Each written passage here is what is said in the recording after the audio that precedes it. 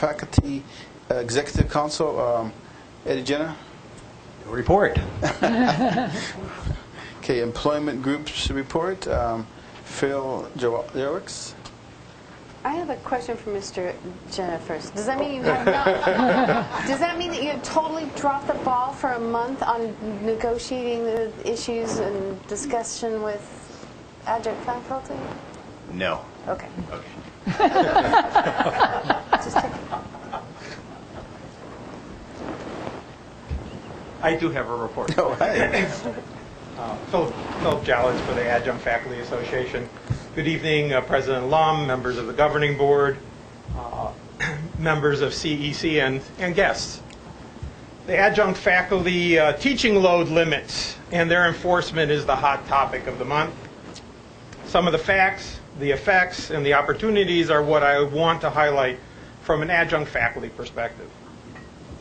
After a month's worth of rumors and leaks of a variety of possible changes and purported effects of these changes, Nikki Jackson, our Vice Chancellor of Human Resources, communicated a clear assertion.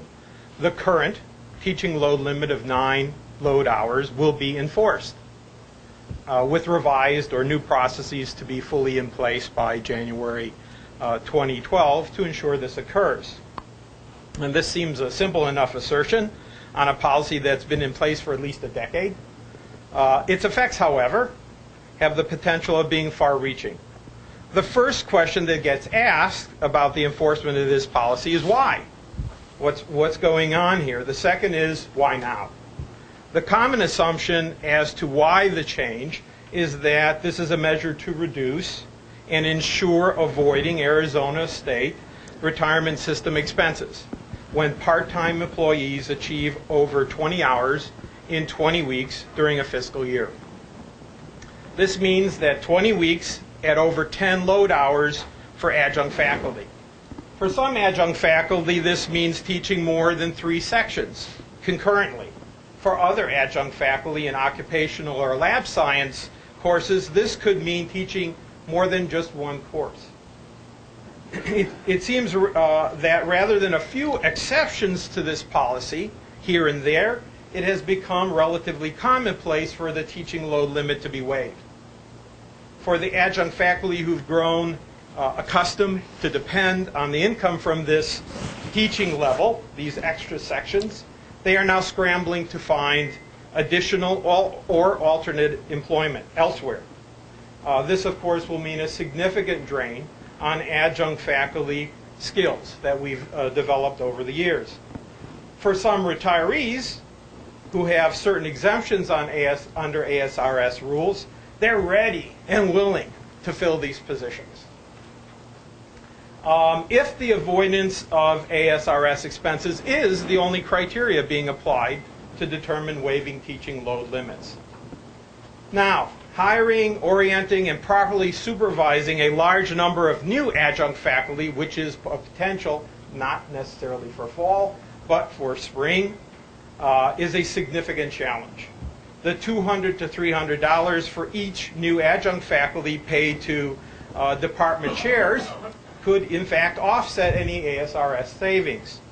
These and other factors represent real economic trade-offs to be made in choosing to allow waivers where appropriate. So, clearly communicating the why of the enforcement levels, the criteria for waivers, and the informal limits of the extent to which teaching load limits waivers are applied is very important going forward. It's also an opportunity for the district to facilitate correcting 2 problematic practices related to adjunct faculty. The first is how adjunct faculty are hired and who is hired.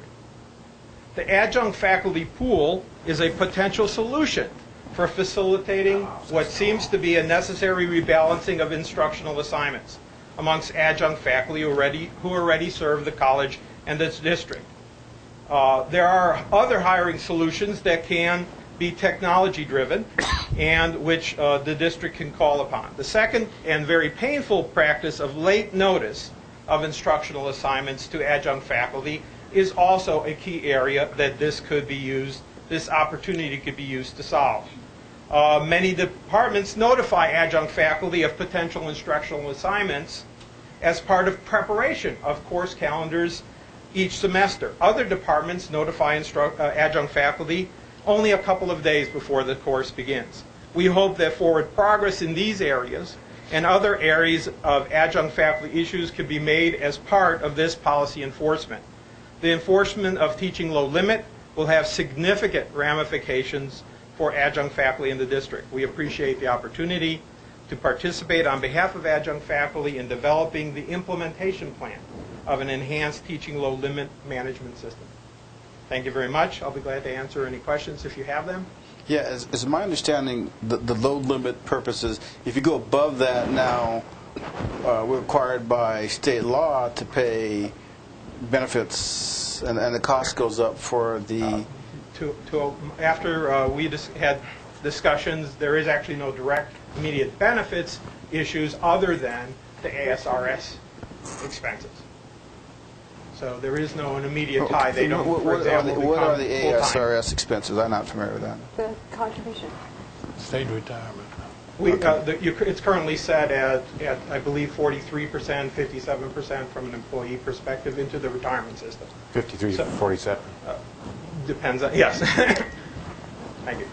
And so the idea is once you achieve a certain level of working for the district, you become implicitly a part of the retirement system.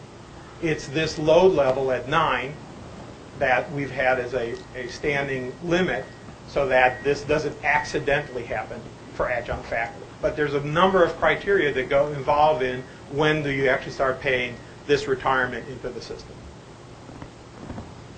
So we'd have to start are we paying him now into the retirement? You're not paying you into the retirement system.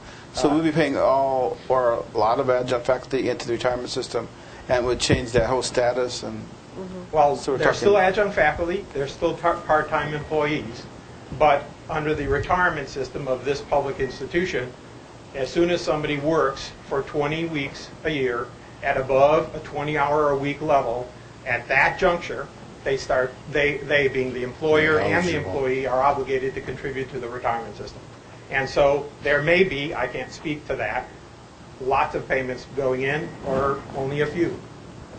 But the whole objective here is to look at that, make sure we're doing that, make sure that waivers are only applied where appropriate. And so we're going to look at that problem in the fall. But the effects for adjunct faculty are pretty dramatic. Is this the same for full-time faculty? I don't know if I'm No, this asking is the right person. strictly an adjunct faculty teaching load limit. So it's how, when, and that's how, who, and when you're concerned about, not only Yeah, the how it's not, and who. I The wish timing is... I wish I could say here's an equation at this point. It isn't. It's actually a whole timing issue. For example, if someone only teaches one semester, and they ultimately will not get into this classification. If they teach 2 semesters at above the 9 teaching load situation, they will end up making, they and the district will end up with obligations to the retirement system. So a person could be like just maybe one school semester or maybe one summer where they are in the retirement system and the rest are not. And that is a possible scenario as well. And so, it could be in the retirement system just for that short period of time, and then out of it again if they don't continue that load. anyway, Yeah. it's non-trivial. Is it possible for an adjunct faculty member to get into ASRS? on their own? Uh-huh. Why would you want? Yeah, we do.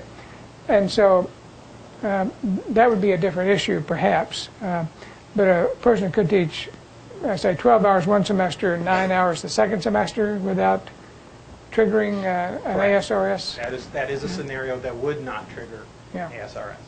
So this is, again, a non-trivial thing that we need more effective tools and approval systems to be built around. And so that's what we're engaged in. And to be clear, we had the policy and we weren't enforcing our own policy. No comment. I mean, and now we are. Effectively, I just heard that a few weeks ago our first regarding take on immigrants. this was, well, a few people are getting waived, but this is now, from our initial assessment, I don't have the numbers, it seems to be a much more prevalent policy. Okay. I'm sorry. Any other questions? Any more questions? Thank you for you. bringing the attention and the discussion.